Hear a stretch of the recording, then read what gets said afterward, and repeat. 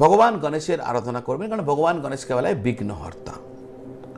কাজের সাফল্য পেতে যে কোনো চতুর্থীতে ভগবান গণেশের সামনে একটি ছবি রাখুন, যাতে তার সুর ডান দিকে থাকবে, ডান দিকে বেঁকানো।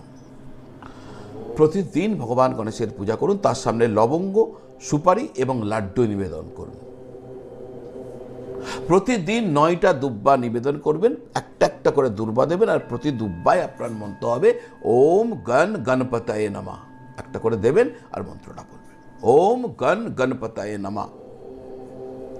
ইন্টারভিউ দিতে যাওয়ার সময় ওই যে লবঙ্গ যা দিয়েছিলেন এবং ওই সুপারি আপনি সাথে করে সঙ্গে নিয়ে যাবেন। দেখবেন ভগবান গণেশজির কৃপায় আপনার মনের ইচ্ছা কিন্তু পূর্ণ হয়ে যাবে। একটি ভালো চাকরি পাবার জন্য আপনার ঘরে আপনি উড়ন্ত হনুমানজির ছবি রাখবেন। আকাশে উড়ে যাচ্ছেন হনুমানজি,